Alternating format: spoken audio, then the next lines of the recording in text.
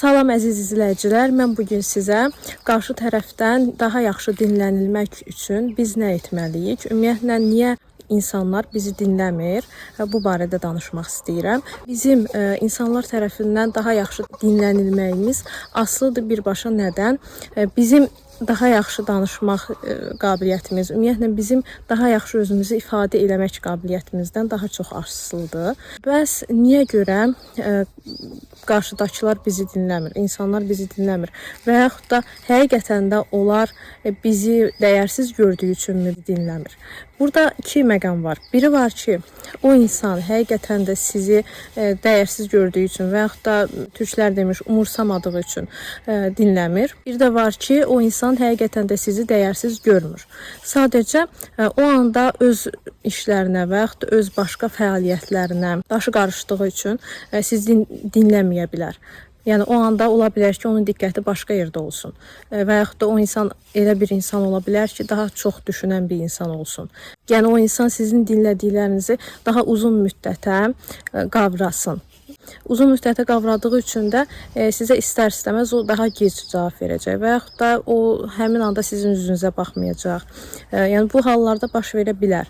Və bəzi insanlar da olur ki, tez bir müddətə insanların dediklərini qavrayır, analiz edir və həmin anda cavab verir. Sizin özünüzü dəyərsiz hiss eləməyiniz ümumiyyətlə nə ilə bağlıdır? Birbaşa bağlıdır ki, siz özünüzü həqiqətən də dəyərsiz hiss eləmək istəyirsiniz. Dəyərsiz hiss eləmək istədiyinizə görə də o cür hiss edirsiniz. Biri var ki, mən özümü dəyərli hiss eləmək istəyirəm və dəyərli oluram. Yəni bir məsələ var ki, niyyətin hara, mənzilində ora. Məsəl üçün mən həqiqətən də istəyirəm ki, insanlar tərəfindən dəyərli olum, insanlar məni çox yaxşı qarşılasın və beynimə heç ağlıma elə bir şey gətirmirəm ki, qarşı tərəf niyə məni dəyərsiz hesab eləsin ki? Və yaxud da niyə məni dinləməsin ki? Ona görə dinləmir ki, bu cür deməyik də biz özümüzə. Bu mənim dəyərsiz olduğum demək deyil. Sadəcə o insanın öz problemidir. Artıq o insan məni dinləmirsə, o insan empatiya yaradan insan deyil. O insan narsist tipli insandır. Narsistlər haqqında da mənim videolarım var bir çox.